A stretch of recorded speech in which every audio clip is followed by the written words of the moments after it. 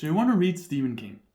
Well, that's good. Stephen King is, well, quite frankly, the king of horror and suspense. But he's also really, really prolific. Like, frighteningly so. Get it? Frightened? Because he writes horror? It's very clever. He's already published over 60 novels and novella collections. And he seems to, at least the way I see it, to publish 2 books a year, which is quite frankly absurd. With all those books, it's hard to know where to start, right? And since you clicked on this video, I presume you have an interest in reading a bit of Stephen King. Stephen King is also among one of my favorite authors. He's so good at writing characters, slice of life, horror, but he also has these very almost minimalistic prose that are so bare bones that he's more of a storyteller in that regard than he is like an author, like a writer. He's not doing Shakespeare prose. He's doing very concrete storytelling, and which makes his works quite frankly addicting to get into. But as I said, it's a daunting task. So what I'm going to do in this video is to help you with a starting spot for Stephen King. So the first tip I'm going to say is start with the movie. And no, I don't mean watch the movie instead of reading the book. This is a reading channel, alright? I'm just saying, if you like The Shining, read the book. If you like Misery, read the book. If you saw it and thought it was good, read the book. It also takes the pressure off since you already know the story. Stephen King can do so much more than just horror, right? So there are many more entry points than just the horror genre. And if you're more of a crime, then I would actually recommend Mr. Mercedes. This is the Danish version. So a lot of these are the Danish version with the Danish names, but you know, same story. So Mr. Mercedes is a crime story about a detective, the all classic detective, like washed up, a little bit drunk, a little bit old, getting too old for this job. The story follows Bill Hutchins, who's this infamous detective, and he needs to track down this killer called Brady. What works so well in this story is the fact that Bill and Brady are playing this cat and mouse game, and as Bill trying to figure out who Brady is, they have this almost ships in the night kind of feeling where you see a scene with Bill driving in his car, and then it follows Brady going the other way, and they don't know about each other. I mean, Brady knows about Bill for sure, but so there's this constant tension. Also, it switches from POVs. So sometimes we're actually in Brady's POV, which is kind of disturbing, I'm not gonna lie. He has some mommy issues, that's for sure. And he's also a killer, so I guess that's 2 strikes against him. Now, the first book, Mr. Mercedes, is definitely worth reading. The second book is, in my opinion, not as strong, but it's still good. The third book goes buck wild. This is where Stephen King brings out all the guns. I mean, it started normal, but the third book is supernatural as all hell, so be advised. But what if I'm more into classic fantasy? Well, if that's the case, then you should probably read Eyes of the Dragon. While I have not read this myself, so the recommendation should not count as much, I hear it's a very good, decent, classic fantasy story. He's also written a book called Fairy Tale, which is an unconventional fantasy story. And the story is about a boy and his dog going on an adventure. The book starts with Stephen King establishing this boy's world and doing this great slice of life, which he's so good at, where it just shows people living their life. It's very good. And of course he goes on an adventure into a secret world, and it's very wacky and very fairy tale-esque, but kind of like the dark kind, but not really. And there's this weird gladiator fight in the middle. I would say that's probably the thing that bogs it down the most. I've heard a lot of people really disliking the gladiator fights, but you know, I actually thought it was really hype. But what if you have no time? What if you're like, I want the story to start as fast as possible. I don't have time to all this Stephen King build-up where it takes 100 pages to establish the main character, his family, his neighbor's dog, his neighbor's family, only for it to not be relevant later. If you want that, I highly suggest Misery. See, Misery is about a guy, famous author, gets in a car crash, gets helped by a nurse called Annie Wilkes, and the rest is a great old time. And what's great about Misery is that it starts with basically him getting into the accident and being rescued by Annie, and thus it becomes this nasty, hostile story. And since it starts there, it just kind of builds the momentum and the suspense from there, and then you get flashbacks into what happened, who's who, and so on. And if you've seen the movie, it's good, but the book is so much more suspenseful. Like, the book is generally terrifying. What if I just want to tearjerker? What if I just want to feel something good, or at least, what if I just want to cry at a book, right? In that case, I recommend The Green Mile. I think everyone has seen the movie. If you haven't, it's also a good movie. The book is also great. It has some extra quirky characters that I really enjoy. So, if you want to have a good old time feeling something, The Green Mile is where it's at. But what if I just want this crumbling fear of death and bleakness? What if I want to watch the darkest emotional devastation? And if that's what you really want, first of all, I'll say, are you okay? Second of all, I'll say, you have to read Pet Sematary. This is a banged up one, but so good. It explores the theme of death really, really well, which is one of my favorite themes, I'm not gonna lie. It has a cat named Church, named after Winston Churchill. It's really, really good. There is a movie, I think there's more movies actually, but those are total crap. Don't do that. I will say, proceed with caution. This book is very heavy, and there's this a sequence of pages in a, not a spoilery way, in like a flashback that kind of broke me in half. Like, it has been called Stephen King's scariest book. I don't know if I'm gonna go that far, but it's really, really good. The main guy, the relationship with his kids, the relationship with his neighbor. It's so good. And it's probably one of my favorite Stephen King's. It's so good. It's so bleak. And the ending is wild. Dude, the ending is out there, man. The ending is crazy. So read it, if not for the ending. Just be aware, it's very dark. Yeah, that's good. But what if I just want horror? After all, Stephen King's the king of horror, right? So, what if I just want horror? Well, there's always It. And by the way, this is probably the best movie cover ever, right? Normally it sucks. So of course, but it's a heavy one. So if you're new to King, might be a little bit daunting. If you're a new reader in general, I wouldn't recommend it. If you're an avid reader, I think you can go ahead. It's very good, especially if you like the movie. But there's also The Shining. And I know what you're saying. Everyone has seen the Kubrick movie, right? But the book, it really is different, right? So the movie is very concerned with the hotel and how evil it is and how kind of supernatural. And it's a Kubrick movie, right? So it's very slow and methodical, and it's about the deterioration of the mind in isolation and the vibe of the hotel. The vibes are off, man, on this hotel. The vibes are off. They were off from the start. But the book is more about family drama in a way, in a funny way. The book is more about a family where the father has violent tendencies, but the son still likes the father more than the mother. And it's very heartbreaking because first of all, Wendy's blonde in the book, I believe.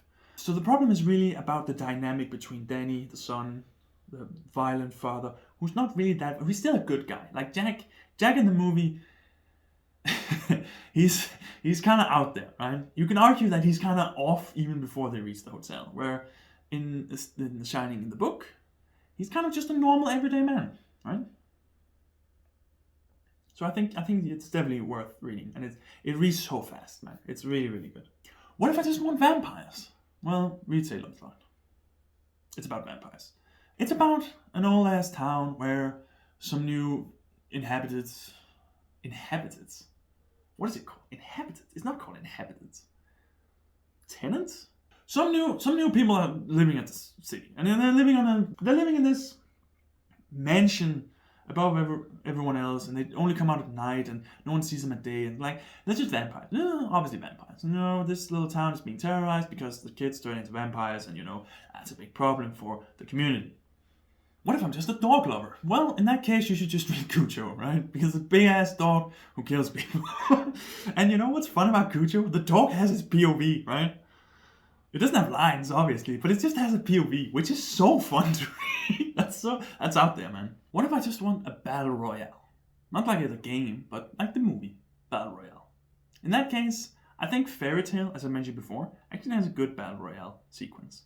It is a frighteningly long part of the book, and a lot of people don't like it, but it is what it is. It's a viable option. Alternatively, you can do the Bachman books. Normally, I don't recommend you reading Bachman, Richard Bachman, which is of course an alias by Stephen King, so it's still by Stephen King, but it's a little bit more, not unhinged, but I feel like Stephen King tried some stuff as Bachman, and it kind of reflects on the writing. But in that case, I would say Running Man is fine. There's a TV show. A movie? There's two movies, one with Schwarzenegger and one with Glenn Powell. None of them look like the guy in the book, who's just a normal guy. It's kind of fun. I'm not a big fan of it, but it is what it is. Otherwise, you can do The Long Walk. The Long Walk is short. That's also a movie right now, right? So it's very easy to understand, right? It's a competition where young people have to walk, and the last one to stop walking wins, and everyone else gets shot in the face. So good times. But what if I want an underrated book that would make me look like a hipster? Like, all those classic Stephen Kings are good, like Misery, but I have actually read this book. Right? If you want that vibe, first of all, I hope we'll never be friends. But if you do, I think you should read Dumaki. Dumaki? Dumaki? That one. It's very good. It's very underrated. I'm actually not going to tell you what it's about. You just have to find out for yourself. So Stephen King really likes his supernatural elements, right? That's kind of what aside from horror, that's kind of his MO, right? So a little bit like, I think Stranger Things, a little bit of X-Men, a little bit of girl manifests pyrokinesis. That's actually the first one, Firestarter. I recommend that one. That's actually very good. It actually has a great villain too. And it's a Native American villain, which is good for representation, if nothing else. It's about a girl who can, set things aflame. She can, burn down everything. She has pyrokinesis abilities, and, the government, or like a shadow organization or something, want to catch her. And that's great. So there's like this little trilogy, right? One of them is also Carrie, the first one. This is a short-ass book, right? And a lot of it, some of it is also news clips, which is kind of fun. This one is a lot about, also religious zealotry. It's actually fun to read the first one. But, this one and Firestarter, and then The Institute, which I actually think is very, very underrated. It's also a series right now. Damn, the adaptations are coming fast and loose, man. Mostly loose. The Institute is about, it's about a group of kids that manifest supernatural powers, like in Firestarter or as in Carrie, right? And they're placed in this institute, and, do they survive? So that's kind of the supernatural trilogy, in my opinion. So like Carrie, Firestarter, and The Institute. Can't go wrong with any of them. But what if I just love the baseball and the woods? In that case, you should read The Girl Who Loved Tom Gordon, which is probably a baseball player. I don't know. I didn't look it up, because I don't care. But the book is good, right? It's about a girl getting lost while she's in the woods, while she's watching a baseball game, or something like that. I think there's a Wendigo too. It's very interesting. It's kind of a survival story. It's very fun. If you like The Martian, I guess. If you like a survival story, and it's short, it's fine. It's very good. It's an okay place to start. So those are all great places to start, right? But there are places that are really, really bad. Don't start there. I'm going to talk about them, right? The first one is Tommyknockers. There's no way to sugarcoat it. Tommyknockers is bad. Tommyknockers is probably his worst book. I haven't read all of them yet, but it's really, really, really bad. I believe it's towards his tail end of his addiction phase. So it's just all druggy nonsense, and it's about a crew. It's about some girls. It's about some kids finding a spaceship or an alien, and it's a village there, and it's just not good. It's just not good. Another place that's not good to start is The Outsider. But look at the cover though; it's pretty cool. This is actually a very, very good story, and it's also a series. Again, fast and loose with the adaptations, man. The reason I'm not recommending this one is because, well, it kind of spoils the Bill Hutchins trilogy, as I talked about before, the Mr. Mercedes one. And I think that's worth reading. So you should probably read that first, and then this. So just know, because I read this first. And then I was spoiled, so, I also don't really like to recommend the short story collections. I don't know. Maybe it's because I don't really like short story collections. So I won't really recommend it to anyone else. But, if that's your thing, let's start there, I guess. The best one is Different Seasons. I think that's what it's called. Is that not the one with the Nazi? If it's the one with the Nazi, it's the one. The Talisman. I said Tommy Knox was the worst, did I? It's actually The Talisman. It's probably The Talisman, though. The Talisman is so... The Talisman is kind of like Fairy Tail, now that I think about it. It's just so much more annoying. There's this character called Wolf, who's the most annoying character ever. And the main guy is really unlikable. And it's also... he wrote it with another guy, right? Which is a strange thing to do. So stay clear of The Talisman. Now, Insomnia is a really, really bad place to start. It's kind of long, and it's a little long-winded. I really like the beginning with this senior citizen, and his problem with sleeping, and how he copes with his wife being dead, just kind of being older and elder, and like that's really, really good to see, like a POV, like a character that's old, and follow them. What are they up to? I don't know, but it kind of has a lot of tie-ins to the Dark Tower, which is, quite frankly, super confusing. There's no way around it. It's so weird, man. The ending is I don't even know what's going on. I have no idea. Actually, don't read Insomnia for your first king, please. But what about the Dark Tower? I've heard that's supposed to be good. Well, I wouldn't start there. I don't think the Dark Tower is a good representation of Stephen King's writing as a whole. The first book is basically a prologue to the whole series. While I like the first book, it's the only one I've read in the series. It is short, but it kind of feels like setup. And the third book kind of spoils the ending for Salem's Lot, I believe. So maybe do with that what you will, but I would definitely reconsider starting with the Dark Tower. And it's also getting what I've heard, it's getting wild, right? So there you have it.